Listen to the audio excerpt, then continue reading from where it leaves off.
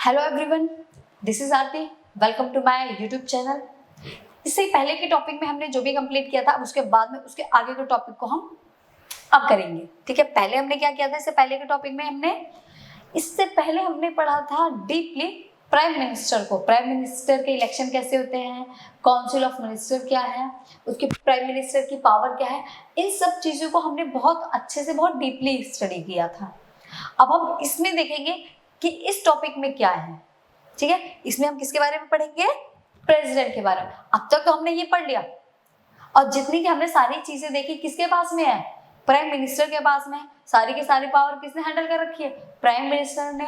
तो क्या हमारे प्रेसिडेंट के पास में कोई पावर नहीं है? ऐसा तो नहीं हो सकता, थोड़ी बहुत तो कुछ होंगी। तो चलिए आज हम उन्हीं को समझेंगे कि हमारे जो प्राइम मिनिस्टर हैं उनके पास में क्या क्या पावर होती है।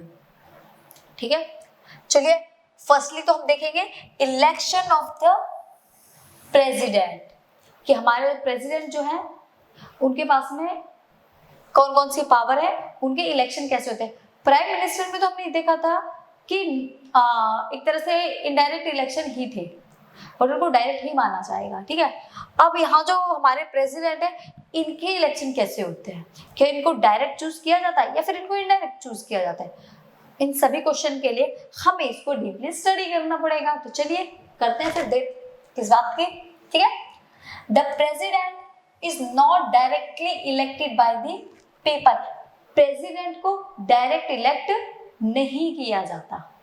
प्रेसिडेंट को जैसे हमने उसमें देखा था वैसे इलेक्ट नहीं किया जाता। The elected member of parliament, जो पार्लियामेंट के इलेक्टेड मेंबर होते हैं, जैसे एमपी हो गए, इलेक्टेड मेंबर ऑफ लेजिस्लेटिव हो गए, लेजिस्लेटिव असेंबली, एमएलए हो गए, इलेक्टेड द प्रेसिडेंट। ये लोग मिलकर ही किसे वोट करते हैं?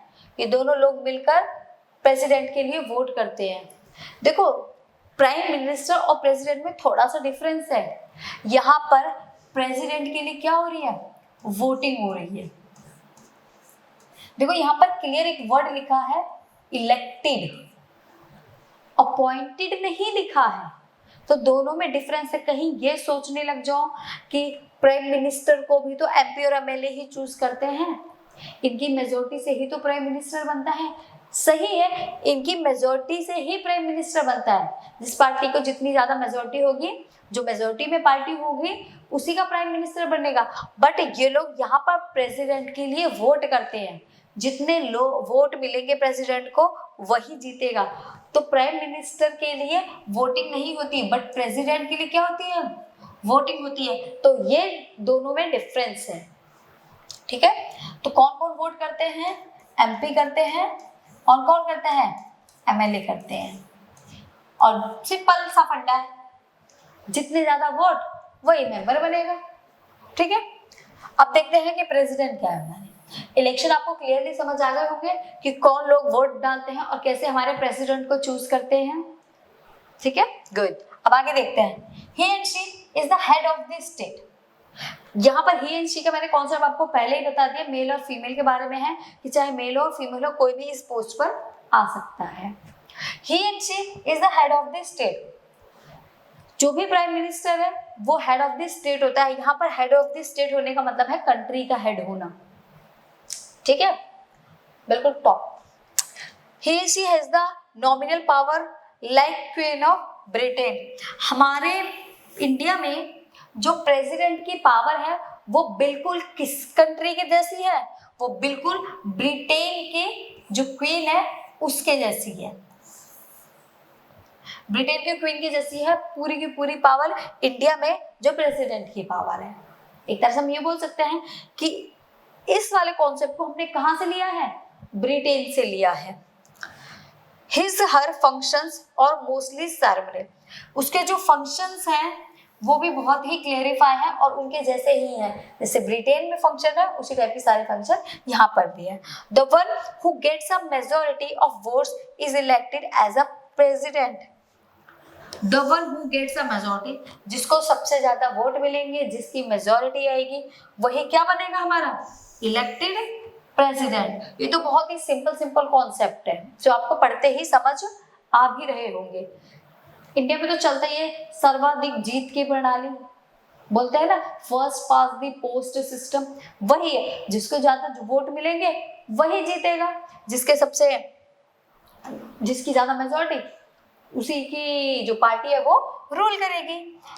He represent the entire nation but can never claim the direct popular mandate। देखो जो प्रेसिडेंट है हमारा, ये भी बहुत इंपॉर्टेंट लाइन है, जब प्रेसिडेंट है हमारा वो पूरी कंट्री पे रूल करता है। अगर देखा जाए तो first person of the country है, बट वो कोई भी डायरेक्ट पॉपुलर मैंडेट नहीं कर सकता, किसी को पर्सनली, या फिर ये कहो वो अकेले खुद से किसी को अपॉइंट नहीं कर सकता। उसमें भी देखो, अगर हम प्राइम मिनिस्टर को भी देखें तो प्रेसिडेंट ने कहाँ अपॉइंट किया, अपनी मर्जी से किया?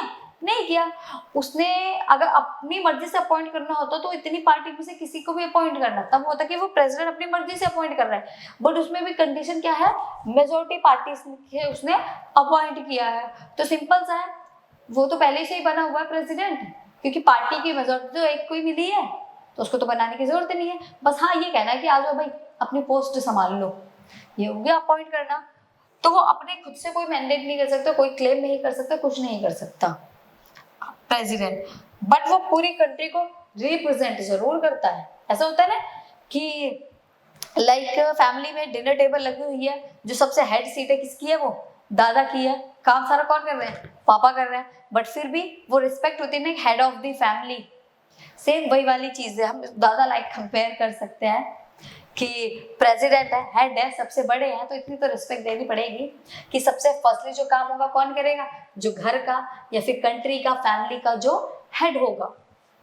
उसी तरीके से हमने यहाँ पर प्रेसिडेंट के बारे में दे रखा है कि प्रेसिडेंट सारे चीजें कैसे करता है, सबसे ज्यादा हेड है तो वही सबसे ज्यादा फर्स्टली जो काम होंगे वो इनसे ही करवाए जाएंगे। बट इसका मतलब ये नहीं कि इनके पास में कोई पावर नहीं है, कुछ पावर तो है।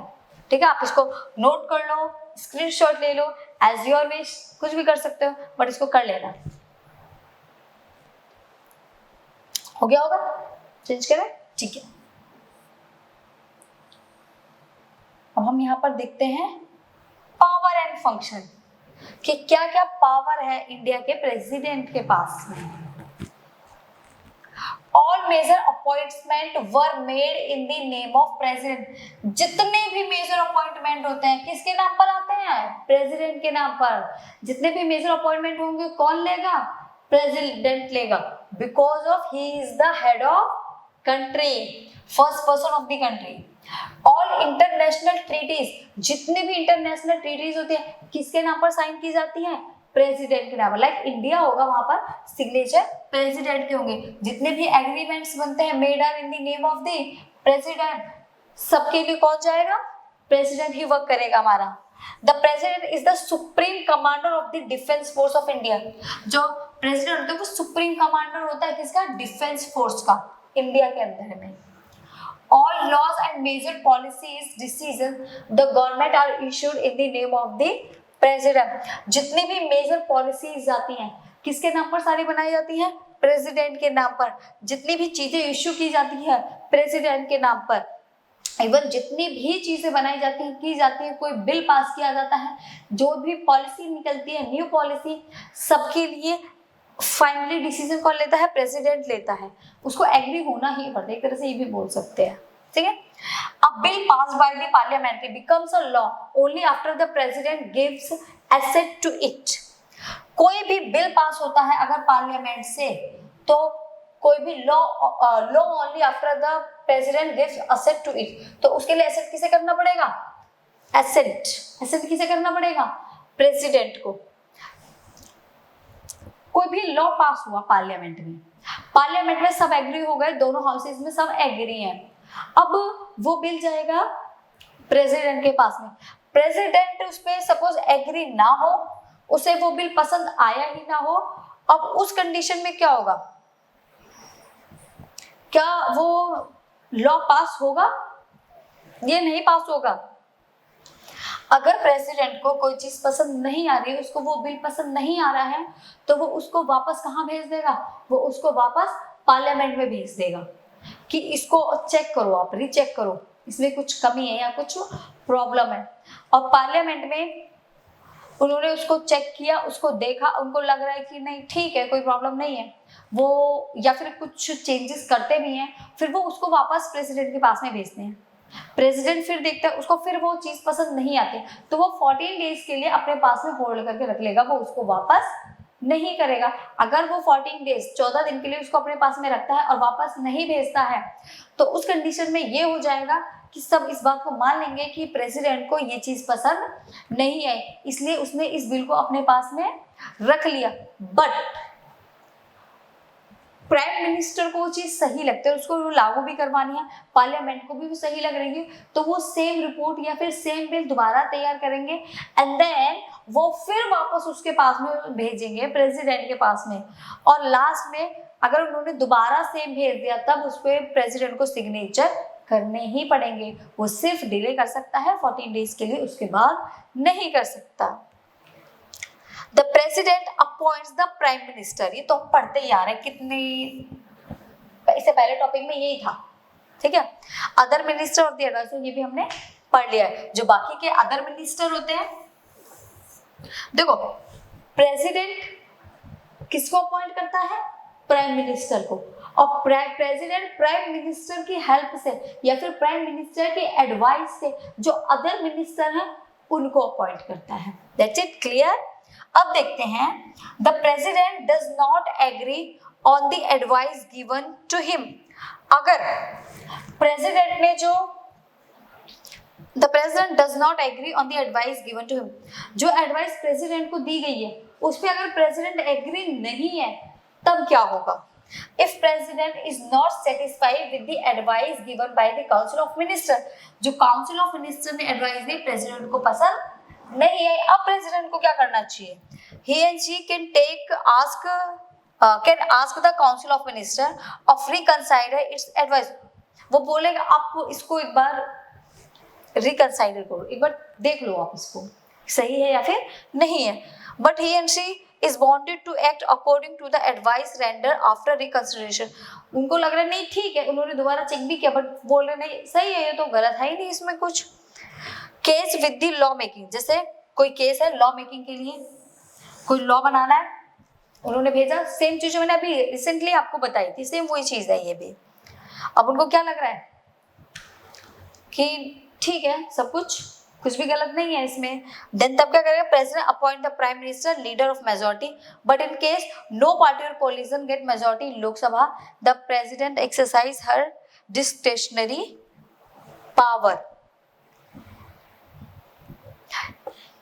अगर कोई चीज पसंद नहीं आती है प्रेसिडेंट को, तो उस कंडीशन में प्रेसिडेंट उसको वापस भेजेगा, और जैसा कि मैंने आपको बताया था वो सिर्फ 14 डेज के लिए डिले कर सकता है एंड देन उसके बाद में उसको उस पर साइन करने ही पड़ेंगे। अब यहाँ पर एक केस है लॉ मेकिंग का, लॉ मेकिंग के लिए भी कोई केस आ सकता है, इस पर भी एडवाइस मिल सकती है।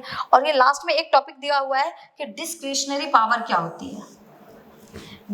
सपोज किसी भी पार्टी को मेजॉरिटी नहीं मिली एज ए प्राइम मिनिस्टर बनाने के लिए, किसी भी पार्टी को मेजॉरिटी नहीं है, कोलिजन की भी कोई गवर्नमेंट नहीं बनती, कोलिजन के बाद भी उनके जितने वोट उनको चाहिए या फिर एक मेजॉरिटी पार्टी के लिए जितने वोट चाहिए, जितनी सीट्स चाहिए, उतना नहीं हो रहा। अब इस कंडीशन में क्या होगा? क्या कोई प्राइम मिनिस्टर नहीं बनेगा? ऐसा तो नहीं हो सकता कि कोई प्राइम मिनिस्टर ना बने। तो इस कंडीशन में प्रेसिडेंट अपनी मर्जी से किसी को भी अपॉइंट कर सकता है कि आप आओ और प्रेसिडेंट की पोस्ट को संभाल लो। बट इसमें भी एक कंडीशन है, वो किसी को अपॉइंट तो कर सकता है बट उसके पास भी कुछ ही महीने का टाइम होता है जिसमें उसको अपनी मेजॉरिटी शो करनी पड़ती है। अगर वो अपनी मेजॉरिटी शो कर लेगा, वो लोगों को बोलेगा आ जाओ मेरे साथ में, सारे मिलके हम मतलब एक गवर्नमेंट फॉर्म करते हैं, अगर वो मेजॉरिटी शो कर गया तो उस कंडीशन में तो वो प्राइम मिनिस्टर रहेगा, अदरवाइज वो प्राइम मिनिस्टर नहीं रहेगा। ठीक है, तो ये हमने प्रेसिडेंट के बारे में पढ़ा। आप इसको स्क्रीनशॉट ले लीजिए या फिर नोट कर सकते हो, कुछ भी एज योर चॉइस। अगर आपको इनमें किसी भी टॉपिक में कोई भी प्रॉब्लम आती है तो आप मेरे को कमेंट कर सकते हो। आज तक के लिए इतना ही, इसके आगे का बाकी हम नेक्स्ट क्लास में करेंगे। तब तक के लिए bye bye, tata, see you. मिलते हैं नेक्स्ट क्लास में जिसमें हम आपके लिए एक नया टॉपिक, जो कि आई थिंक इस चैप्टर का आपका लास्ट टॉपिक होगा, उसको कंप्लीट करेंगे। ठीक है, बाय।